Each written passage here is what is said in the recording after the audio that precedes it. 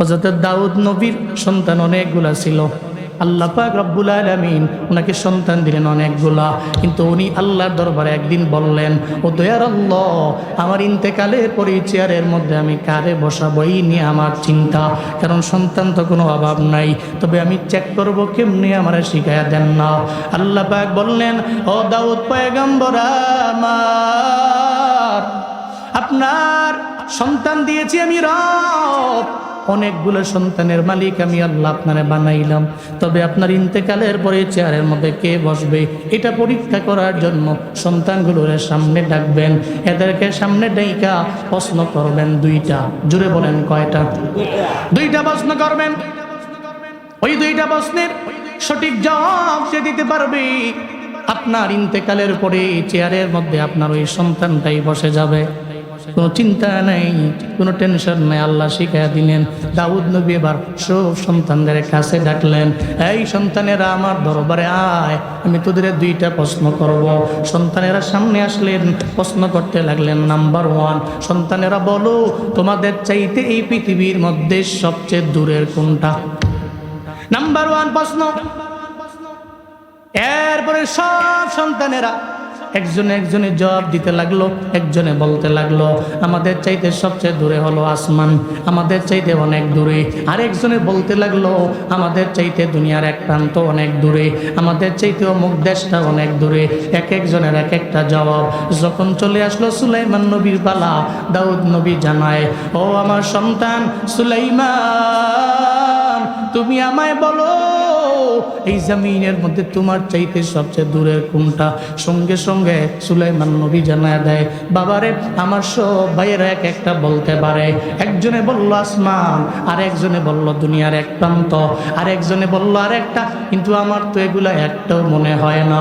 আমার কাছে মনে হয় আমাদের চাইতে সবচেয়ে দূরের হলো আমাদের বাড়ির পাশের গোরস্থান। এটা আমাদের চাইতে এত দূরে, হাজার হাজার মাইল দূরে। আপনার ছেলে গিয়েছেন, হঠাৎ করে মনে পড়ে গেল, সন্তানের ব্যাপারে মনে পড়ে গেল। মোবাইলটা টিপে আপনি ইমুর মধ্যে ঢুকলেন, হোয়াটসঅ্যাপের মধ্যে ঢুকলেন, নাতিরে বললেন, নাতি তুমি আমার একটু ফোনটা ধরাইয়া দাও। সঙ্গে সঙ্গে ফোনটা ধরাইয়া দিলে কথা বলা যায়, 5 সেকেন্ড লাগে না, 10 সেকেন্ডও লাগে না। অথবা বেড়াইবার জন্য সিরাজগঞ্জের উল্লাপাড়া থেকে চলে গেল ঢাকায়, আপনি আপনার বাবার খোঁজখবর নেওয়ার জন্য মোবাইলে ফোন দিলেন, অটোমেটিক আপনি পাওয়া গেলেন। অথচ আপনার বাড়ির পাশে আপনার আব্বা আম্মারে শুয়াইলেন। এই এখানে বহু মুরব্বীরা আছে রে, মা বাবা হারায়া চোখের পানি ফেলায়া কান্দে।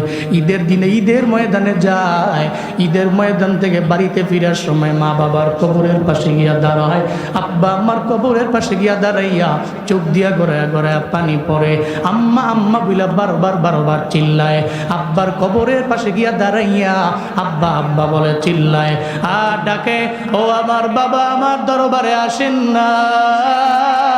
ও মা, কি নিষ্ঠুর হইয়া কবরে আছেন, কি হালাতে আছেন, আমার তো বিন্দু মাত্র পরিমাণ আমার জানাও নাই।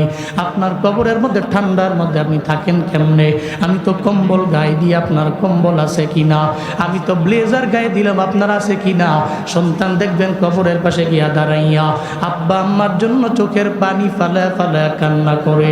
ওই সন্তান যদি সারা জীবন লাগাইয়া তার আব্বা আম্মার কবরের পাশে গিয়া দাঁড়াইয়া আব্বা আব্বা আব্বা বইলা আম্মা আম্মা বইলা ডাক দেয়, এই সিরাজগঞ্জের উল্লাপাড়ার প্রতাপের মুসলমানেরা বলেন না, ওই কবর থেকে কোনো আওয়াজ আসবে? আসবে?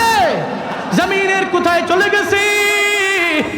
এত দূর থেকে এত দূর, এরপরেও 5 সেকেন্ডে খবর নেওয়া যায়, কিন্তু আপনার ঘরের পাশের খবর তো নেওয়া যায় না। চিন্তাও করতে পারেন না কেমনে আছে। একবারের জন্য তো ওখানে মোবাইল দেওয়া যায় না, ও টেলিফোন দেওয়া খবর নেওয়া যায় না।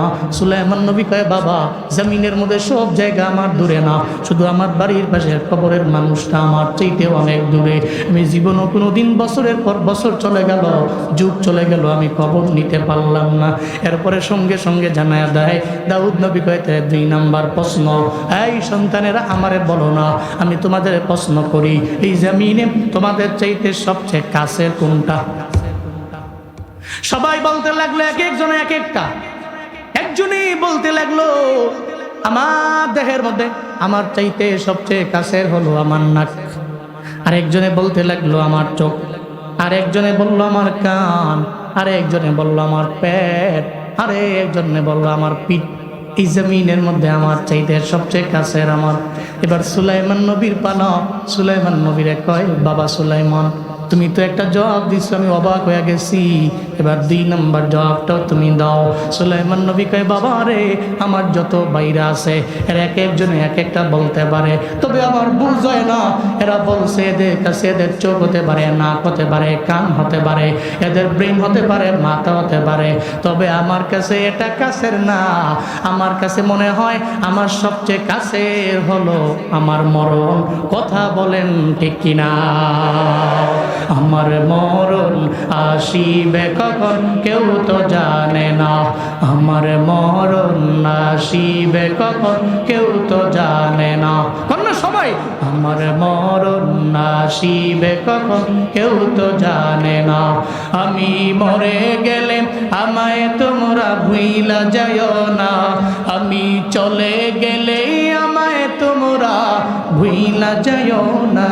ডাইনে বামে মাটি আমার মাটির বিছানা, ডাইনে বামে মাটি আমার মাটির বিছানা। এই দুনিয়ায় চিরজীবন থাকার জায়গা না, অন্ধকার কবর যে আমার আসল ঠিকানা। হাত উঁচু করে বলেন ঠিক কিনা? এই দুনিয়ায় চিরজীবন থাকার জায়গা না, অন্ধকার কবর যে আমার আসল ঠিকানা। সবাই রেখে আমায় চলে যাবে, সঙ্গী হবে না। সবাই রেখে আমায় চলে যাবে, সঙ্গী হবে না। ডাইনে বামে মাটি আমার, ডাইনে বামে মাটি আমার মাটির বিছানা। আমি মরে গেলে আমায় তোমরা ভুইলা যাইও না, আমি চলে গেলে আমায় তোমরা ভুইলা যাইও না। ডাইনে বামে মাটি আমার মাটির বিছানা, ডাইনে বামে মাটি আমার মাটির বিছানা। তাহলে সব চাইতে কাছে কি? সবাই বলতে হবে কি? আমাদের মরণটা আমাদের কাছে সব চাইতে কাছে। দাউদ নবীকে আল্লাহ পোলা দু এক একটা কইল, সুলাইমান তো এমন একটা বললো আনকমন। আল্লাহ কয়ে পরীক্ষা করার জন্য 2টা প্রশ্ন করলাম, আপনার ইন্তেকালের পরে চেয়ার পাবে সুলাইমান। আরো জোরে আল্লাহু আকবার। তাহলে মরণের কোনো গ্যারান্টি আছে? যেই বান্দার মরণের গ্যারান্টি নাই, তার দ্বারা তাকাব্বুরিও মানায় না, তার দ্বারা অহংকার মানায় না। যে আল্লাহর লয় নাই, ক্ষয় নাই, আমার আল্লাহ যেই মালিক, আল্লাহ চাইলে তাকাব্বুরি করতে পারেন। আল্লাহ ছাড়া জমিনের মধ্যে তাকাব্বুরি করনেওয়ালা কেউ নাই। জমিনের মধ্যে আমার আল্লাহ ছাড়া যে কোনো বান্দা নিজে বড়ত্ব প্রকাশ করতে পারবে না। আল্লাহ চাইলে বড়াই করতে পারেন, কারণ আমার আল্লাহর পরিচয় লাম ইয়ালিদ ওয়া লাম ইউলাদ ওয়া লাম ইয়াকুল লাহু কুফুয়ান আহাদ। চিল্লা পড়েন আল্লাহু আকবার। আল্লাহর পরিচয় হলো আল্লাহর কোনো ছেলে নাই, ওনার কোনো মেয়ে নাই, ওনার তো মা নাই, ওনার তো বাবা নাই। এই কারণে তো আমার আল্লাহ চাইলেই যা মন চাই করতে পারে। উনি চাইলে কাউরে মাফ করে জান্নাতে দিতে পারে, আবার চাইলে আমার আল্লাহ যাবে গ্রেফতার করতে পারে। তাহলে আজকে থেকে নিয়ত করা লাগবে, যারা গুণের বান্দা এরা যা পাবে শুকরিয়া আদায় করে নিবে, আলহামদুলিল্লাহ বলবে। জীবনও কোনোদিন তাকাব্বুরির ভাব নিয়ে এরা চলবে না। আল্লাহ যতই ধনী বানাইলেন আমার আল্লাহ, আল্লাহ যতই সম্পদ দিলেন আমার আল্লাহ, আল্লাহ যতগুলো সন্তান দিলেন আমার আল্লাহ। আমার কাছে আজ আছে, কাল আমার কাছে নাও থাকতে পারে, ঠিক কিনা? হযরত আইয়ুব নবী, কোন নবী? হযরত আইয়ুব পয়গম্বর। ওনার ব্যাপারে একদিন ইবলিস আল্লাহর দরবারে বলল, আল্লাহ গো, আমার এত শয়তান বানাইলা, ইবলিস বানাইলা, আমি চাই আইয়ুব নবীর একটু পরীক্ষা করার জন্য আমি চাই সে কি তোমার পাগল নাকি ক্ষমতার পাগল? এটা পরীক্ষা করার জন্য আমি চাই। আল্লাহ কয়, যাই ইবলিস, আমি আল্লাহ তোমার সে পারমিশন দিয়া দিলাম, আমি আল্লাহ তোমার সেই অনুমতি দিয়া দিলাম, তুমি চাইলে আমার আইয়ুবের পরীক্ষা করতে পারো। আল্লাহ পাক রব্বুল আলামিন পরীক্ষার মধ্যে ফালাইতে লাগলেন আইয়ুব নবীরে। নাম্বার 1 পরীক্ষা দিয়া দিলেন, ওনার জীবনের সবচেয়ে বড় পরীক্ষা।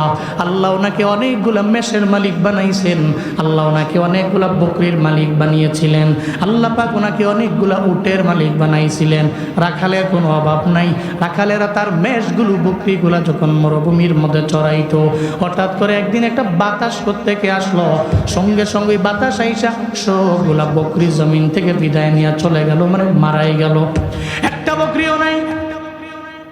রাখাল তো অবাক, দৌড়ে চলে গেলেন আইয়ুব নবীর দরবারে, যা বলে, পয়গম্বর আইয়ুব, আপনি আমার দরবারে অনেকগুলা বকরি দিয়েছিলেন, মেষ দিয়েছিলেন, এগুলোকে পরিচালনা করার জন্য আমি মরুভূমির মধ্যে গেলাম, ওখানে গিয়ে আমি এগুলা চড়াইয়া দিলাম, প্রত্যেকে যেন প্রত্যেকে একটা হাওয়া আসলো, ওই বাতাসের মাধ্যমে সব জমিন থেকে বিদায় নিয়ে চলে গেল।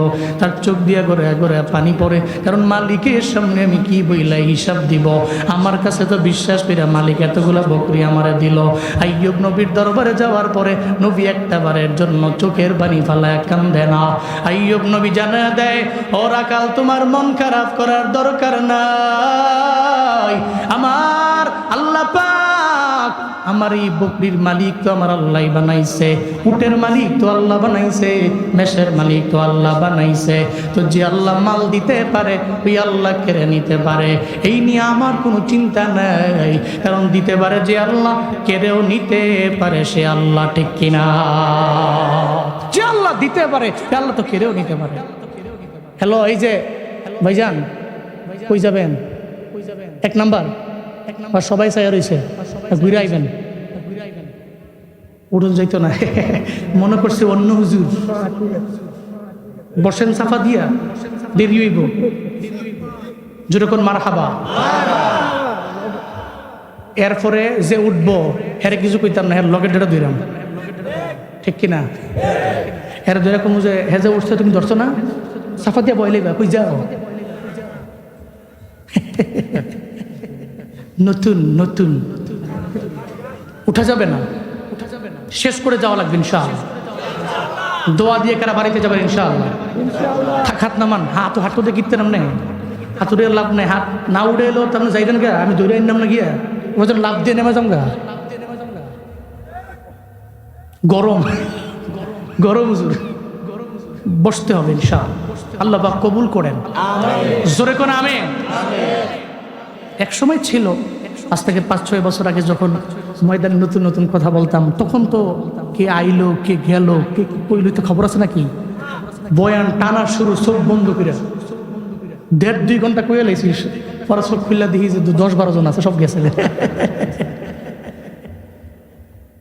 তো মনে মনে চিন্তা করতাম যে মাইকম্যান মনে বিপদে পড়ে বসে রয়েছে, তাহলে হেও দূর মারতো। তো সেদিন চলে গেছে, এখন আমার চালাক হয়ে গেছি গা, এখন একা না, সবাই লইয়ে ওয়াজ করতে হইব। আমিও কথা কমু, আপনারা মিল্লা জিল্লা ইনশাআল্লাহ। রাগ করছেন নাকি আপনারা? জোরে কোন তো সুবহানাল্লাহ, কোন আলহামদুলিল্লাহ, চিল্লা আল্লাহু আকবার। আইয়ুব নবী বলতে লাগলেন, সম্পদ দেওয়ার মালিক কে? আল্লাহ। কেড়ে নিছেন কে? আল্লাহ। তো এটা উনার দেওয়া। কার দেওয়া?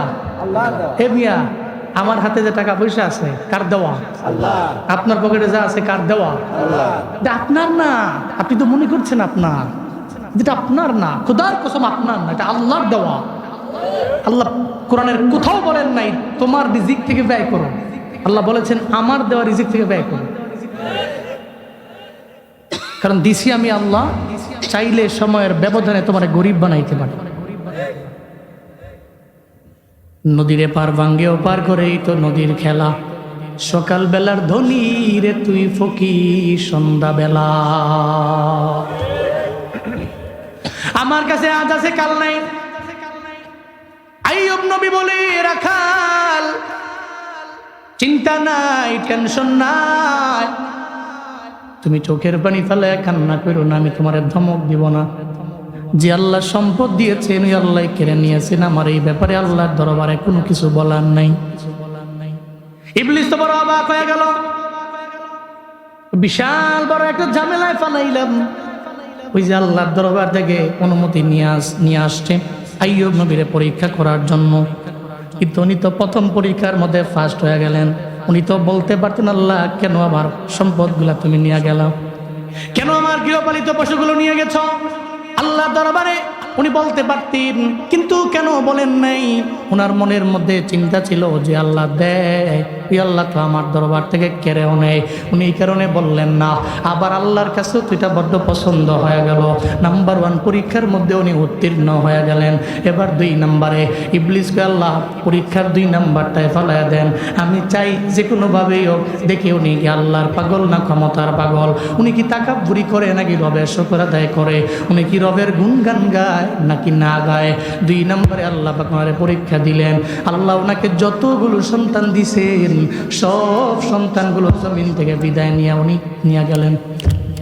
এখন ওনার কাছে নাই, সবাই বিদায় নিয়ে চলে গেল, সব সন্তান মারা গেছে, সবাই জমিন থেকে বিদায় নিয়ে চলে গেছে। আল্লাহ তো জমিনের মধ্যে বান্দাকে পরীক্ষা করে ভয়ে দিয়া, আল্লাহ বান্দারে পরীক্ষা করে সন্তান নিয়া, আল্লাহ বান্দারে পরীক্ষা করে সম্পদ কমায় দিয়া, আল্লাহ বান্দারে পরীক্ষা করে এইভাবে। মধ্যে বয়ান আছে না নাই? আরো জোরে বলেন আছে না নাই? ওয়ালা নাবলুওয়ান্নাকুম বিশাইইম মিনাল খাউফি ওয়াল জু'i ওয়া নাকসিম মিনাল আমওয়ালি ওয়াল আনফুস ওয়াত সামারাত ওয়া বাশশিরিস সাবিরিন। চিল্লায়ে পড়েন আল্লাহু আকবার। আল্লাহ তো আগেই ঘোষণা, আমি আল্লাহ তোমারে পরীক্ষা করব, বিভিন্ন মাধ্যমে আমি আল্লাহ পরীক্ষা হয়ে যাবে। নাম্বার 1 ভয় দিয়া, এরপরে আমি আল্লাহ তোমার খানা কমায়া দিয়া, আমি আল্লাহ তোমার মাল কমায়া দিয়া, সন্তান নিয়ে আমি আল্লাহ পরীক্ষা করব। আল্লাহ আইয়ুব নবীর যত সন্তান দিলেন সব সন্তান আল্লাহ নিয়ে চইলা গেল। ওনার বিবিরা চোখের পানি ফেলে ফেলে কান্না করে স্বামীর দরবারে আসে আর কয়, পয়গম্বর আইয়ুব আলাইহিস সালাম, ও আমার স্বামী, আমাদের যত সন্তান আল্লাহ দিয়েছেন সব সন্তান আল্লাহ নিয়ে চইলা গেছে, একটা বারের জন্য চোখের পানি ফেলে উনি কান্না করেন না। উনি বইলা দিলেন, ও আমার বিবিরা, একটা বারের জন্য সন্তানের জন্য কান্দো না। আল্লাহ চাইছে তো সন্তানের বিনিময়ে আমাদের জান্নাত দিতে পারে আমার আল্লাহ। আল্লাহ নাবালেগ অবস্থা যাদের নিয়েছেন, এই নাবালেগ সন্তানেরা আমাদের জান্নাতে যাওয়ার ওসিলা হতে পারে কি পারে না? কারণ এই নাবালেগেরা জান্নাতের মধ্যে এক একজন পাখি। হাসরের ময়দানে নাবালেগ আল্লাহর দরবারে বলবে, আল্লাহ আমি একা একা জান্নাতে যাব না। আল্লাহ বলবে, কি চাও? আমার আব্বা আম্মারে আমাদের সঙ্গে দাও। কি করবা? জাহান্নাম থেকে ফিরে জান্নাতের মধ্যে নিয়ে যাব। এটা বলার পরে আল্লাহ বলবে, এই ফেরেশতারা, তোমরা 2 জনে এর আব্বা আম্মার রূপ নেও। সুবহানাল্লাহ, জুড়ে কয় না? তোমরা নিজেদের আকৃতিতে এদের সামনে যাও না, বরং মায়ের রূপ একজন নেও, বাবার রূপ আর একজন নিয়ে নাও। মা বাবার রূপ নিয়ে নাও। মা বাবার রূপ লইয়া তুমি মূলত ফেরেশতা, কিন্তু আকৃতি নিয়েছ তার আম্মার, তার আব্বার। তার সামনে যাও, দেখো সে কি বলে আর কি করে। নাবালেগ বাচ্চার সামনে, যে নাবালেগ বাচ্চাটা জমিনের মধ্যে সাবালক হওয়ার আগেই মারা গেল, ওর সামনে যখন ফেরেশতারা তার আব্বা আম্মার রূপ নিয়ে তার সামনে দাঁড়ায়া যাবে, সে যাওয়ার পরে আব্বার আম্মারে দেখার পরে একটা হাসি দিয়া দিবে। এরপরে ও মায়ের কোলের মধ্যে যাবে, তার মায়ের বুকের বরাবর যাইয়া তার মাথাটাকে যখন রাখবে, সঙ্গে সঙ্গে তার মনটা মলিন হয়ে যাবে। আল্লাহ বলবে, বান্দা রে, প্রথমত কেন একটা হাসি দিলা, এরপরে তোমার মন কেন বেজার হয়ে গেল? সে বলতে থাকবে, মাওলা রে, প্রথমত জীবনে কোনো দিন বহুদিন হয়ে গেছে, সাবালক হওয়ার পরে তো এমনি আব্বা আম্মার আদর পাই নাই। যখন দেখলাম আমার আব্বা আম্মা আমার সামনে হাজির হয়ে গেল, সঙ্গে সঙ্গে খুশি হয়ে গেলাম, হাসি দিয়ে দিলাম। কিন্তু আমার মায়ের বুকের বরাবর যখন গেলাম, আমার মায়ের বুকের বরাবর যাওয়ার পরে আমি তাকায় দেখি, এটা তো আমার আসল মা, জীবনেও কোনো দিন হতে পারে না। কারণ আমার মায় তো আমারে হারাইয়া সারা জিন্দেগি লাগা কলিজাটা পুইরা গেছে, পাগলের মতো হয়ে গেছে। ঈদের দিনেও সেমাই খাইতে পারে নাই। আমার চিন্তা কইরা এটা ভালো কোনো অনুষ্ঠানের মধ্যে গিয়া মায় খাইতে পারে নাই কেন? ওই সন্তানটারে হারাইয়া মনে পড়ে গেছে। আমার কথা মনে পড়ে গেলে মনটা পাগলের মতো হয়ে গেল। আমার মায়ের তো কলিজা পুরার গন্ধ। আমারে হারাইয়া আমার মা ছিল বেহুশ। আজকে আমি আমার মায়ের যখন বুকের মধ্যে আমার মাথাটা রাখলাম, আমি তাকায় দেখি এটা তো আমার আসল মা না, কলিজা পুরা গন্ধ তো এখানে নাই। মাওলার এই কারণে আমার মনটা মলিন হয়ে গেল। এরপরে বাবার দরবারে গেল, বাবার চেহারাটা দেখা সঙ্গে সঙ্গে একটা হাসি মারল। এরপরে আবার বাবার বুকের মধ্যে নিয়ে মাথা টেকাইল। আবার দেখে মুখটা মলিন হয়ে গেছে। আল্লাহ কয় কি ব্যাপার, বাবার বেলাও কি একই ব্যাপার? হ্যাঁ, বাবার বেলাও তো একই ব্যাপার। আমি আমার রিয়েল বাবা পাই নাই, রিয়েল বাবার বুকের মধ্যে আমি মাথা টেকাইতে পারি নাই। আল্লাহ কয় ফেরেশতারা, তার আব্বা আম্মার আকৃতি নেওয়া লাগবে না, তার সত্যিকারের আব্বা আম্মারে আনো, তার সত্যিকারের আব্বা আম্মারে তার সামনে আইনা দাঁড় করাইয়া দাও। আর সে কি বলতে চায় আমার দরবারে বলুক, তার রিয়েল আব্বা আম্মার সামনে আনা হবে। এই কি বলবার চাও? What do you want? তুমি কি চাও আমার দরবারে বলো। সঙ্গে সঙ্গে জানা দিবে, মাওলা রে আমি একা একা জান্নাতে যেতে পারি না, আমার আব্বা আম্মারে লয়ে আমি জান্নাতের মধ্যে যাব। এটাই তো তোমার আশা? হ্যাঁ, এটাই আমার আশা। আল্লাহ পাক বলবে যাও যাও, আমি আল্লাহ তোমারে পারমিশন দিয়ে দিলাম, সেই সামর্থ্য আমি আল্লাহ দিলাম, আমি আল্লাহ তোমারে সেই রাইট দিয়ে দিলাম। তোমার আব্বা আম্মারে জাহান্নাম থেকে ফিরাইয়া এই মুহূর্তে তুমি জান্নাতে নিয়ে যাও। সুবহানাল্লাহ, আরো জোরে আল্লাহু আকবার। আতিনা ফি দারে দুনিয়া না হাসান, আতিনা ফি দারে উকবা না হাসান, ইয়া গিয়াসাল মুস্তাগীসি নাহদিনা লাফদিখার বিল উলুমে ওয়াল গিনা। হর গরি দে নেকো তু তৈয়ার হ্যায়, जो न मंगे उस्तुबे जारो है। আইয়ুব নবী বলে, বিবিরা সন্তান তো হারাইছো, এই জন্য সন্তানের জন্য চোখের পানি ফেলায় কান্না করার দরকার নাই। হয়ে যেতে পারে তোমার আমার ছেলেরা হাসরের ময়দানে জান্নাতের ওসিলা, চিল্লা পড়া যাবে কি মারহাবা। লা তুলহিকুম আমওয়ালুকুম ওয়ালা আওলাদুকুম আন যিকরিল্লাহ ওয়া মান ইয়াফআল যালিকা ফাউলাইকা হুমুল খাসিরুন।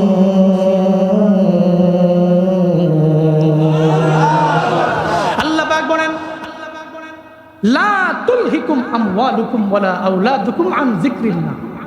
মনে রেখো, সম্পদ দেওয়ার মালিক কে? আল্লাহ। সন্তান দেওয়ার মালিক কে? আল্লাহ। এগুলা পাইয়া আল্লাহরে ভুলো না, কারণ আসল কে? আল্লাহ। যিনি দিতে পারেন উনি কেড়ে নিতে পারেন। তো তুমি পাইয়া মূলটাকে ভুলে গেলা, মূল যিনি আল্লাহকে ভুলে গেলা। মনে রেখো, যদি এমন করো তো তুমি ক্ষতিগ্রস্তদের অন্তর্ভুক্ত হয়ে যাবা। তুমি মাল পাইছো, তো সন্তান পাইছো, এগুলা পাইয়া শুকর আদায় করো। যদি বাহাদুরি করো যে কোনো সময় আমি আল্লাহ নিয়ে যেতে পারি, তোমাকে আমি পথের ভিখারি বানাইয়া শর্ট টাইমের মধ্যে বাসন হাতে দিয়া 3 রাস্তার কিনারার মধ্যে বসায় দিতে পারবেন। আল্লাহর কি সে ক্ষমতা নাই? আল্লাহ সে ক্ষমতা আছে। এই জন্য বাহাদুরি, এই জন্য তাকাব্বুরি, বড়াই অন্ততপক্ষে সন্তান লইয়া, ছেলে লইয়া, সম্পদ লইয়া করা যায়, করা যায়। কিন্তু কারা করে না? ওই যে যারা গুণের বান্দা তারা করে না। সুবহানাল্লাহ পড়বেন না?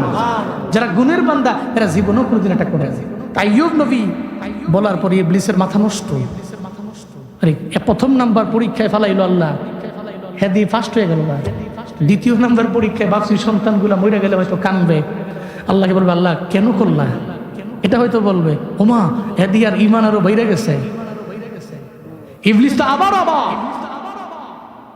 এবার 3 নাম্বার জীবনের সবচেয়ে বড় পরীক্ষা আল্লাহ পাক হযরত আইয়ুব নবীকে দিয়ে দিলেন। প্রত্যেকের জন্য একটা বাতাস চলে আসলো, ওনার নাক দিয়া পুরো বডির মধ্যে গিয়ে ওনার বডিতে পচন ধরতে লাগলো। পুরা বডি হয়ে গেল দুর্গন্ধ। উনি হঠাৎ করে তাকে দেখলেন ওনার পুরা বডিতে দুর্গন্ধে ভরপুর হয়ে গেছে। উনি ঘরের মধ্যে আছে, দুর্গন্ধের কারণে পুরা ঘরই তো দুর্গন্ধময়। একটা সময় ওনার স্ত্রীরা প্রথম নাম্বার বিবি ওনার দরবারে গেল, যা দেখে আইয়ুব নবীর অবস্থা ভালো না, অবস্থা বড় খারাপ, পুরা বডিতে পচন ধরে গেছে। প্রথম নাম্বার বিবি যা কয়, ও স্বামী আমার, আমি আপনার দরবারে থাকতে পারবো না, আমার বিদায় দিয়ে দেন, আমি চলে যাব, আমার তালাক দিয়ে দেন, এই এখানে আমি আপনার সঙ্গে থাকবার চাই না। আইয়ুব নবী কয়, আল্লাহ এ কেমন পরীক্ষার মধ্যে তুমি আমারে ফালাইলা, তবে অসুবিধা নাই, যেহেতু বিবি থাকতে চায় না, জোর করে রাখাও যাবে না, জোর করেও রাখা যাবে না। উনি বলতে লাগলেন, যাও তুমি যেহেতু তালাক চেয়েছো তাহলে আমি তোমারে দিয়ে দিলাম। নাম্বার 1 বিবিরে উনি তালাক দিয়ে দিলেন। এরপরে ওনার 2 নাম্বার বিবি ওনার দরবারে গেল, আইয়ুব নবীর দরবারে যা কয়, আপনার বডির দুর্গন্ধ আমরা সহ্য করতে পারি না, পুরা ঘরটাই তো দুর্গন্ধময় হয়ে গেল, আমারও তালাক দিয়া দেন। 2 নাম্বার বিবিও তালাক চাইলেন, উনি তালাক দিয়া দিলেন। এরপরে 3 নাম্বার বিবি আবার গেলেন, 3 নাম্বার বিবি যা কয়, স্বামী আমার, আপনি আবার আমার তালাক দিয়া দেন, যেভাবে 2 জনরে দিয়া দিলেন। 3 নাম্বার বিবিও তালাক চাইলেন, তালাক দেওয়া হলো। এখন 3 জন বিবি ওনাকে সাইরা দিয়া চলে গেছে, খালি 1 জন বাকি আছে। তার দরবারে যায় কয়, সবাই যেহেতু সাইরা চইলা যায়, আমি যাইতে পারি না, আমি দুনিয়া চাই না, আমি আখিরাত চাই। আল্লাহর দরবারে আমি বলতে পারবো, মাওলা রে, সবাই তো ছাইরা গেছে তোমার নবীর, আমি ছাইরা যাই নাই। আল্লাহ গো, তোমার নবীর ধারে ছিলাম আমি, তোমার নবীর কাছে ছিলাম আমি, মাওলা রে, জমিনের সবাই চলে যেতে পারে কিন্তু আমি যাব না। হাসরের ময়দানে আমি আল্লাহর দরবারে বলতে পারবো। উনার নাম ছিল রহিমা বিবি। দরবারে যাইয়া কয়, ও স্বামী আমার, আপনার 3 জন বিবি বিদায় নিয়ে চলে গেল, আপনি আমার তালাক দিয়েন না, আমি আপনার দরবারে তালাকও চাই না, আমি চাই মৃত্যু পর্যন্ত আপনার খেদমত করে আমি চলবো, আপনার পদধূলি নিয়ে চলবো, আমি জানি আপনার পায়ের নিচেই তো আমার জান্নাত। আপনাকে রাজি বানাইতে পারলে হাসরের ময়দানে আল্লাহ পাক আমার জান্নাত দিয়া দিবে। কারণ মদিনার নবী বলছে, যেই নারীরা 4টা গুণে গুণান্বিত হয়ে যায়, এর মাঝে একটা গুণ হলো ওয়াতাআত মালাহা ওয়াতাআত যাওজাহা, স্বামীর আনুগত্য করে চলে, স্বামীর মাইনা চলে, 4টা গুণের মধ্যে একটা গুণ। ওই সমস্ত নারীকে আল্লাহ বলবে হাসরের ময়দানে, এই নারী উদখুলিল জান্নাহ। সুবহানাল্লাহ, পকেটে তুন বাড়ি যে কইেন আরো জোরে সুবহানাল্লাহ। আল্লাহ পাক বলবে, রে নারী, জান্নাতে ঢুকো, উদখুলিল জান্নাহ। নারী বলবে, আল্লাহ কোন দরওয়াজা দিয়ে ঢুকবো? জান্নাতের দরওয়াজা আছে 8টা, কোন দরওয়াজা দিয়া ঢুকবো? মদিনার নবী জানায়া দিলেন, মিনাইয়া বিন জান্নাতি শীতি। নারী রে, তুমি তো স্বামীর আনুগত্য করলা, স্বামীর বাধ্য হয়ে চললা, স্বামী যাই না দিছে শুকর আদায় করলা, আলহামদুলিল্লাহ বললা, স্বামীর খেদমত করে নিজের জীবনটা পার করে দিলা। হাসরের ময়দানে তুমি আল্লাহ দরবারে আইছো, আমি তোমারে কোনোভাবেই জাহান্নামে দিতে পারি না, আবার তোমার জন্য নির্দিষ্ট কোনো জান্নাত আমি আল্লাহ ঘোষণা করি না। জান্নাতের 8টা দরওয়াজার যেই দরওয়াজা দিয়ে মন চায়, ওই দরওয়াজা দিয়া তুমি জান্নাতে ঢুকে যাও। আইয়ুব নবীর বিবি বললেন, স্বামী আমার আইয়ুব, আমি জীবনও কোনোদিন আমি আপনারে ছেড়ে যেতে পারি না, আমি চাই আমি আপনার সঙ্গে থাকব, কারণ আপনাকে রাজি বানাইতে পারলে আমি আল্লাহর দরবারে বলতে পারবো। আল্লাহ যদি কয়, এই রহিমা বিবি, জমিনের মধ্যে তুমি আমার জন্য কি এমন আমল করে আমার দরবারে আসলা? আমার জমিনে কোনো আমল নাই, আমি আল্লাহর দরবারে বলতে পারবো, মাওলা রে, জমিনের মধ্যে আমার একটা আমল আছে, আমি তোর স্বামীর বাধ্য হয়ে গেছি, আল্লাহ আমারে মাফ কইরা এই কারণেও জান্নাতে দিতে পারে কি পারে না? আমি অন্ততপক্ষে সবাই ছেড়ে গেল, আমি আপনাকে ছেড়ে যেতে পারি না। কি স্ত্রী, হট এ ওয়াইফ, কেমন বিবি, কেমন বিবি। হ্যাঁ, আর আমগো বিবিরা একটু জ্বর আইছে, ঠান্ডা লাগছে, তো নাক দিয়া দুর্গন্ধ আসে, একটু রুম টুম আলাদা করে দিয়ে আরেক রুমে চলে যায়, ঠিক কিনা বলেন? হ্যাঁ, বিবি হন তো এমন বিবি, স্বামীর খেদমত আপনাকে জান্নাতে নিয়ে যাবে। আপনি তো এমন বিবি হবেন, আপনার জান্নাতে যাওয়ার মাধ্যম হবে স্বামীর ইতাআত। আনুগত্য স্বামীর বাধ্য। আল্লাহ আমাদের সব মা বোনদেরকে সঠিক বোঝ দান করেন। মা বোনরা আবার রাগ করে ফসে নাকি করতে হুজুর আমি দুইটাই খেলে আম করে কয়। আইয়ুব নবীর বিবি বললেন, আমি আপনার সঙ্গে আছি, ওকে তুমি আমার সঙ্গে থাকো, তাহলে আমি তোমার তালাক দিলাম না। আমার 3 বিবি চলে গেছে, তো আমার 1 বিবি তো আছে, নাম রহিমা, আমি তোমাকে নিয়ে একসাথে জান্নাতে থাকবো। দুইজনে দিনাতিপাত করতে লাগলেন। তো কয়েকদিন চলে গেল, তো আইয়ুব নবীর বডি থেকে দুর্গন্ধ ঘর থেকে বেরোয় এলাকার মধ্যে ছড়িয়ে পড়লেন। এলাকার লোকেরা চলে গেলেন বিবি রহিমার দরবারে। বিবি রহিমারে, তুমি তোমার ঘরের মধ্যে তোমার স্বামীকে নিয়ে থাকতে পারবা না, কারণ সমাজে বায়ু দূষণ হচ্ছে, বাতাসগুলো দূষিত হয়ে যাচ্ছে। তোমার স্বামীর দুর্গন্ধের কারণে আমরা বসবাস করতে পারছি না ঠিক মতো। তুমি তোমার স্বামীর নিয়ে এই জায়গা থেকে অন্য জায়গায় চলে যাও। বিবি রহিমা বলতে লাগলেন, আমি কোন জায়গায় যাবো? আমার স্বামীরে লইয়া আমি কোথায় যাবো তো আমার জানা নাই। আমরা জানি না কোন জায়গায় নিবা, তুমি ডিসিশন নাও, তুমি সিদ্ধান্ত নিয়ে নাও, তোমার ডিসিশন তুমি নেওয়া লাগবে। একটা পর্যায়ে রহিমা বিবি কয়, মাওলারে আমি তো একা আছি, আমার সঙ্গে ডানে বামে সামনে পেছনে তো কেউ নাই। এখন তো বিছানার মধ্যে তার দুর্গন্ধযুক্ত বডিটাও, এই বডি তো আমার সঙ্গে কেউ ধরবে না। তবে আমি যেহেতু আছি, আমারই তো এক জায়গা থেকে আরেক জায়গায় টাইনা নেওয়া লাগবে। রহিমা বিবি তার মাথার মধ্যে আইয়ুব নবীরে নিলেন, আইয়ুব নবীরে লয়া ঘর থেকে বের হইয়া বিশাল এক জঙ্গলের মধ্যে চলে গেছে। একটা বারের জন্য চিন্তা করে নাই দুর্গন্ধযুক্ত বডি আমি মাথায় নিব না, চিল্লা পড়া যাবে কি মারহাবা। জঙ্গলের মধ্যে চলে গেলেন। ওখানে আইয়ুব নবী আর ওনার বিবি, আইয়ুব নবীর বিবি, আইয়ুব নবীর পুরা বডিটাই তো দুর্গন্ধযুক্ত, খাবার তো নাই, খাবার তো ম্যানেজ করা লাগবে, জঙ্গলের মধ্যে খাবার তো কেউ দিয়ে যাবে না।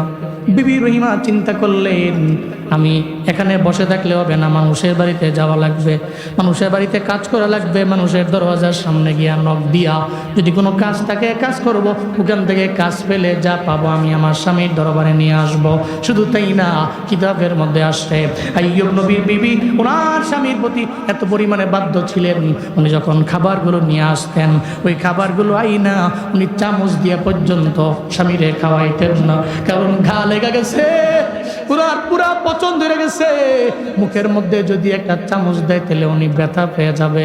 জিহ্বার গুড়ার মধ্যে, জিহ্বার আগার মধ্যে চামচ বানাইয়া ওই জায়গার মধ্যে খাবারগুলো উনি নিতেন, চিবাইয়া নরম বানাইয়া নিজের জিহ্বারের চামচ বানাইয়া এরপরে ওনার মুখের মধ্যে দিতেন। চিল্লা পড়া যাবে কি সুবহানাল্লাহ। এত পরিমাণে মহব্বত ছিল। রহিমা বিবি চলে গেলেন মানুষের দাঁড়িয়ে যা বলতে লাগলেন এলাকার লোকেরা, আমার স্বামী তো আইয়ুব নবী, ওনার পুরা বড়িটাই পছন্দ ধরে গেল, ওনাকে সাইরা চলে গেছে। প্রথম বিবি চলে গেছে, দ্বিতীয় বিবি চলে গেছে, তৃতীয় বিবি চলে গেছে, একমাত্র আমি আসছি। মানুষের দ্বারে যায়, মানুষের দরবারে যায়, বিভিন্ন কাজ খুঁজে, কাজ করে সারা দিন লাগে, কাজ করে সন্ধ্যাবেলায় চলে আসে, আবার জঙ্গলের মধ্যে এসে ওনাকে খাওয়ায়, সারা রাত লাগে ওনারে পাহারা দেয়। এভাবে যখন দিনাতিপাত করতে লাগলেন, একটা পর্যায়ে উনি একদিন একটা সওদাগরের বাড়ির সামনে গিয়া দাঁড়াইলেন, ডাক দিলেন, বাড়ির মধ্যে কেউ আসেননি। ওই সওদাগরের বউ ওনার সামনে আসলো। সওদাগরের বউ কয়, কে আপনি? কয়, আমি একজন মুসাফির, আমি একজন পথিক, আমি আপনার বাড়িতে কাজ করার জন্য চাই। সওদাগরের বউ কয়, আপনার চেহারা দেখে তো মনে হয় একটা সম্ভ্রান্ত পরিবারের মাইয়া, আপনি আমার বাড়িতে কাজ করার জন্য কেন আইছেন একটু বলেন না। রহিমা বিবি কয়, আমরা এক সময় ছিলাম ধনী, কিন্তু ধন দৌলতের মালিক বানাইছেন আল্লাহ, আবার আল্লাহ কেড়ে নিছেন। আমার স্বামী আজকে জঙ্গলের মধ্যে পড়ে আছে একা একা, এখন চাইলেও তো আমার স্বামীরে আমি জোর কইরা খাবার তো আমি জোগাড় করাইতে পারবো না। এই জন্য মানুষের বাসায় যাই, আমি নিজে গিয়া মানুষের বাড়িতে কাজ করে আমার স্বামীরে আমি আইনা খাওয়াই। এই কথা শুনতে দেরি সওদাগরের বউটা কয়, এমন তো মানুষ আবার জমিনের মধ্যে আছে, তা আপনারা একটা ধর্ম মানেন, ওই ধর্মের নাম কি? ওই ধর্মের নাম হলো ইসলাম। ওই ইসলামে আমি ঢুকবার চাই, ওই কালেমা পড়া লাগবে। ওই তেলে পড়া দেন, লা ইলাহা ইল্লাল্লাহ, জোরে লা ইলাহা ইল্লাল্লাহ, সবাই লা ইলাহা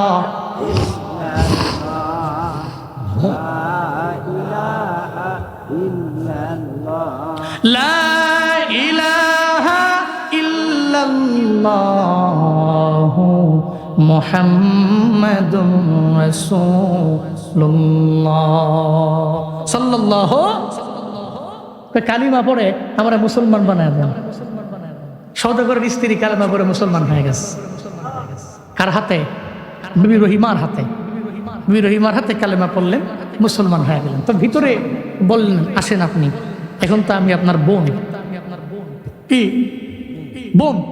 ইন্নামাল মুমিনুনা ইখওয়া। তো মুমিন মুমিন যদি ভাই হয়, আর একটা মুমিনা মুমিনা, তো তারা বোন হবে, ঠিক কিনা বলেন?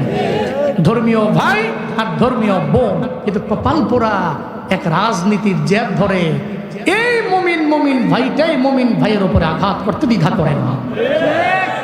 কপাল পুড়ে গেছে। এত তুমি এত বেহায়া, এত নির্লজ্জ। তুমি তোমার গ্রামই থাকে, তোমার পাড়ার লোক, তুমি এক নেতাকে ফলো করো, সে আরেক নেতাকে ফলো করে, তুমি এই জেদ ধরে মারামারি করো। আহ, তোমার পরিচয় না ছিল তোমরা দুইজন ভাই। কোনো মারামারি হবে না ইনশাআল্লাহ। হ্যাঁ, উল্লাপাড়ার মাটি তো শান্তির মাটি হবে ইনশাআল্লাহ। ইনশাআল্লাহ কোনো বিশৃঙ্খলা করা যাবে। ইসলাম ও শৃঙ্খলাটাকে, বিশৃঙ্খলাকে সাপোর্ট করে না। সো আমি যদি ইসলাম মানি, ধর্ম মানি, কোরআন মানি, আমি উশৃঙ্খল হব না ইনশাআল্লাহ। আল্লাহ আমাদের সব ভাইকে কবুল করেন। আরো জোরে পড়েন আমিন। বোন, তুমি আমার ঘরে আসো, আমার ঘরে আসো, আমাকে যা লাগবে আমি দিব। আমার বাড়িতে কাজ করবা, থাকবা, সকাল থেকে নিয়ে সন্ধ্যা পর্যন্ত আমার সঙ্গী থাকবা, সাপোর্ট দিবা, যা লাগবে আমি দিব, নিয়ে যাও। ইবলিসের তো মাথা নষ্ট। ইবলিস তো কয় খাইছে রে। ভাবছিলাম যে তারে পোকায় ধরলে, তার বউ তিনটা চলে গেছে, তো 4 নাম্বারটাও চলে যাইতো। তো সে ওই সময় বেকায়দায় পড়ে অন্তত পক্ষে আল্লাহরে ভুলে যাইতো। কিন্তু 3 জন চলে গেল, একজন তো যায় না, বিবি রহিমা। আবার মানুষের দাঁড়িয়ে দাঁড়িয়ে যায়, কালেমা পড়ে মুসলমান হয়ে গেছে। ইবলিস চিন্তায় পড়ে গেল, সওদাগরের মাথায় ঢুকলো। ইবলিস গিয়া সওদাগরের মাথার মধ্যে বুদ্ধি দিয়া দিছে, সওদাগর রে, আপনার ঘরের মধ্যে একটা মহিলা আসে। মহিলাকে জানেননি? মহিলা হলো আইয়ুব নবীর বিবি, রহিমা বিবি, 4 নাম্বার বিবি। আপনার ঘরের মধ্যে আসে, আপনার ঘরের মধ্যে সকালবেলা আসে, সন্ধ্যা পর্যন্ত কাজ করে, সব নিয়ে যায়। আপনার বিবির সাথেও সম্পর্ক ভালো, তার লোক ভালো। শয়তান এসে মাথার মধ্যে দিয়া দিল, কয় আইয়ুব নবীর বিবিটা বড় সুন্দরী বিবি, আপনি চাইলে তার দিকে একটা কুনজর দিয়েও দেখতে পারেন। দেখেন না প্রলোভন দিয়ে আপনার দলে আনা যায় কিনা। এবার ওই সওদাগর ইবলিসের বুদ্ধি শুনছি, ঘরের মধ্যে আইছে। এদিকে তো ওনার বউ আছে, বউয়ের সঙ্গে তো রহিমা বিবিও আছে, চেহারাও তো বড় সুন্দরী। দূর থেকে আর চোখে চোখে রহিমা বিবির দিকে তাকায়। হঠাৎ করে বউয়ের কাছে ধরাও খেয়ে লাইছে। বউ কয়, ঘরের মধ্যে বউরে ইটিস পিটিস, এটা জীবনও কোনোদিন মানতে পারবো না, জীবনও কোনোদিন মানতে পারবো না। কারণ আমার দেশের নারীরা সব কিছুর ভাগ দিতে পারে, স্বামীর ভাগ দিতে পারে না। খালি বাড়িতে যে এখন আমি দ্বিতীয় বিয়ে করবো, ফিডাই আপনার সোজা করে লোক একেবারে। মানুষ চিনছ না, বেডি চিনছ না, ঠিক কিনা বলেন? সব দিতে পারি, মাগার এইসব কথাবার্তা অন্তত পক্ষে ঘরের মধ্যে ছিল না, ঝগড়া হবে কঠিন। তা আমার দেশের নারীরা এটা জীবনে কোনোদিন মানতে পারে না। সওদাগরের বউ কয়, ঘরের মধ্যে বউ রেখা আরেকজনের বউর দিকে সাউন্ড করে দুষ্টামি দুষ্টামি বলতে লাগলেন। সওদাগর দেখতেও তো সুন্দরী, রূপসী, রূপবতী, তার দেখার পরে তো ভালোই লাগে। এটা বলার পরে সওদাগরের বউ কয়, আপনার ধারণাও নাই স্বামী আমার, আপনি যার দিকে তাকাইলেন চোখ উল্টাইয়া, আপনি যার দিকে তাকাইলেন সে আল্লাহরে ভয় করে, শুধু তাই না সে রবের জান্নাত কামনা করে। তিনজন বিবি আইয়ুব নবী চলে গেল, সে তো এমন নারী সবাই চলে গেছেও যায় না, স্বামীর খেদমত করার জন্য এত পরিমাণে পরিশ্রম করতে লাগলো, অথচ অন্য একটা ঘরের মধ্যে যাইলেও পারতো যায় না। আপনি রং নাম্বারে ডায়াল করলে লাভ হবে না, জীবনও কোনো দিন তাকে প্রলোভন দিয়ে আপনার কুনজর দিয়ে আপনি নিতে পারবেন না। এবার বড় চিন্তায় পড়ে গেল, ইবলিস কয়ে এটা দিয়েও কাম হইতো না। এবার ইবলিস আবার মুরব্বীর একটা বেশ ধরে সওদাগরের দরবারে আসে, আইসা কয়, ও সওদাগর তুমি যাও, যেহেতু আইয়ুব নবীর বিবি তোমার ঘরের মধ্যে আসে, তাহলে তোমার ঘরের মধ্যে একটু বরকত তুমি রেখা দাও, আইয়ুব নবীর বিবির থেকে একটু বরকত রেখা দাও, কারণ নবী যেমন বরকতওয়ালা নবীর বিবিও বরকতওয়ালা, ঠিক কিনা? আজকে তোমার দরবারে আসবে, তুমি তোমার স্ত্রীরে বলবা তোমার স্ত্রী যাতে করে ওই রহিমা বিবির মাথা থেকে একটু চুল কাইটা তোমার ঘরের মধ্যে রেখা দেওয়া হয়। ঘরের মধ্যে যদি রেখা দেয় সারা জিন্দেগি লাগায় তোমার ঘরের মধ্যে বরকত থাকবে। নবীর বিবির একটু চুল তোমার ঘরের মধ্যে আছে, শয়তানের শয়তানি বুদ্ধি, ঠিক কিনা? শয়তানি বুদ্ধি লিয়া দিল। সওদাগর বাড়ির মধ্যে আসে, এসা কয়, বিবি রে, ওই যে রহিমা বিবি তোমার দরবারে আসে, তুমি তারে বলবা যে যদি তার চুলগুলো কাইটা আমাদের ঘরের মধ্যে রেখে দেয়, যদি ঘরের মধ্যে রেখা দেয় তাহলে ঘরের মধ্যে বরকত বেড়ে যাবে। এটা বলার পরে যখন সওদাগরের বিবির দরবারে রহিমা বিবি আসলো, রহিমা বিবিরে দেখার পরে কয়, রহিমা বিবি আমি আপনার দরবারে একটা আবদার জানাই, দেখেন তো রাখা যায় কিনা। বলেন না, আপনি তো কালেমা পরে আমার হাতেই তো মুসলমান হয়ে গেলেন। সওদাগরের বিবি কয়, ও বিবি রহিমা, আপনার মাথার চুল যদি আমি বলি আপনি কেটে আমার কাছে দিয়ে যাবেন, আমি ঘরের মধ্যে রাখবো, এই কারণে যে আমার ঘরের মধ্যে বরকত বেড়ে যাবে। সঙ্গে সঙ্গে রহিমা বিবির চোখ দিয়া গড়ে গড়ে পানি পড়ে, কেমনে এটা বলতে পারলেন? এটা আমার দ্বারা জীবনেও কোনোদিন সম্ভব হবে না, কারণ আমি চুল দিয়াও খেদমত করি আমার স্বামীর। আমার স্বামী যখন উঠতে পারে না, বসতে পারে না, আমি আমার স্বামীর দরবারে যাই, আমার আইয়ুব নবীর দরবারে আমি যাইয়া আমার লম্বা চুলগুলো আমি তার সামনে বিছাইয়া দেই, আমার চুলের গুপগুপা ধরে ধরে ধরে ধরে আইয়ুব নবী একটু বসতে পারে। যদি চুলগুলো ফেলে দেই আমার স্বামী বসতে পারবে না, জীবনও কোনো দিন আপনাকে আমি চুলগুলা দিয়ে যাইতে পারবো না। এটা বলার পরে সওদাগরের বউ কয়, থাক, আমি তোমারে বললাম তো, ভুল করে ফেললাম, তোমার দেওয়া লাগবে না। উনি নিজেই তস্তত বোধ করলেন। একটা পর্যায়ে সওদাগর জানলাম, দেখলো যে চুল দেয় না, সওদাগর আবার তার ব্যবসার কাজে বাজারের মধ্যে চলে গেছে। ইবলিস তো আবার আগের মতো মুরব্বীর বেশ হয়ে আইছে। ওই সওদাগর রে, ওই বিবির চুল কি তুমি পাইছো? পায় না, পাই নাই, দেয় নাই, কারণ সে স্বামীর বড় খেদমত করেনি নারী, সে তো চুল দিবার চায় না। এখন তোমার একটা কাজ করা লাগবে। দেন ইবলিসের কাম কি, বহুত চেষ্টা করতেছে, কিন্তু 3 নম্বরে তুমি যাও তোমার বিবির দরবারে গিয়া তুমি বলো, যাতে করে রহিমা বিবি ঘরের মধ্যে আসার পরে সে বলে পুরো চুল দেওয়া লাগবে না, চুলটা একটু কাইটা আগা দিয়া একটু অংশ দিয়া যাবে, অল্প একটু অংশ যদি তোমার ঘরের মধ্যে থাকে তাহলে বরকত বেড়ে যাবে। সওদাগর কয়, ঠিক আছে। এবার বিবির দরবারে গেল, যে কয়, বিবি রে, রহিমা বিবি যদি তোমার দরবারে আসে, রহিমা বিবিরে বলবা একটু চুল কাইটা দেওয়ার জন্য। যখন রহিমা বিবি আসলেন, উনি বলতে লাগলেন, অন্ততপক্ষে সব আবদার তুমি ফিরে দিছো, এই আবদারটা তুমি আমার বেলায় ফিরে ইয়া দিও না। বলেন না কি আবদার? তোমার পুরা চুল লাগবে না, চুলের একটু অংশ তুমি আমারে দিয়া যাও। চিল্লা পড়া যাবে কি মারহাবা? আরো জোরে চিল্লা আল্লাহু আকবার। পুরো চুল দেওয়া লাগবে না রহিমা রে, পুরো চুলের প্রয়োজন নাই, তুমি আমারে চুলের একটু অংশ দিয়া যাও। চুলের একটু অংশ যদি দাও তাহলে আমি ঘরের মধ্যে রাখবো, আমার বরকতের মাত্রা বেড়ে যাবে। আমার স্বামীর একটা মুরব্বী এসে উপদেশ দিয়া গেছে, বরকত বেড়ে যাবে, এই কারণে তুমি চুল দেওয়া লাগবে না, চুলের একটু অংশ দাও। এটা বলার পর রহিমা বিবি কয়, যেহেতু আবদার জানাইলেন, পুরা চুল তো আর দেওয়া লাগবে না, চুলের আগা দিয়া ধরেন একটু কাইটা দিয়ে দিলাম। একটু কাইটা চুলগুলো যখন দিয়া দিল, এদিকে ইবলিস কয় কাম হয়ে গেছে, দৌড়ে চলে গেল এটা মানবের সুরতে আইয়ুব নবীর দরবারে। জঙ্গলের মধ্যে যা কয় পয়গম্বর আইয়ুব আপনি কার নবী? কয় আমি আল্লাহর নবী। আপনি স্মরণ করেন কারে? কয় আল্লাহ রে। ডাকেন কারে? কয় আমি আল্লাহ রে। আল্লাহ রে তো ডাকেন, রবেরে স্মরণ করেন, রবেরে মানেন। যদি রবেরে মানেন, আপনি যে এখানে থাকেন আপনার খাবার খাওয়ায় কে? আমার খাবার খাওয়ায় আমার আল্লাহ। রহিমা বিবির মাধ্যমে আল্লাহ খাওয়ায়। রহিমা বিবি মানুষের দ্বারে দ্বারে যায়, কাজ কইরা কইরা খাবার নিয়ে আসে। কই আপনি জানেনও না, সে তো মানুষের বাড়িতে কাজের জন্য যায় না, বরং চুরি কইরা আপনার জন্য খাবার নিয়ে আসে। চিল্লায় পড়া যাবে কি নাউজুবিল্লাহ। চুরি কইরা খাবার নিয়ে আসে। আইয়ুব নবী কয় আমার 3টা বিবি চলে গেছে, এই বিবিটা যায় না। জীবনও কোনোদিন আমার এই বিবি চুরি করে খাবার আনতে পারে না। সে তো আল্লাহরে ভয় করে, জান্নাতেও যাইবার চায়, তার দ্বারা জীবনও কোনোদিন এটা সম্ভব হবে না। এই ভুয়া বল কথা বলার জন্য আমার দরবারে আসলা। এবার ওই ইবলিশটা শয়তানি বুদ্ধি লিয়া কয়, ওই ঠিক আছে, যেহেতু মানুষের বাড়িতে চুরি করে না, আপনি এটা বিশ্বাসও করেন না, আমি বইলা গেছি চুরি করে, আপনি প্রমাণ পাইবেন আপনি আসার পরে।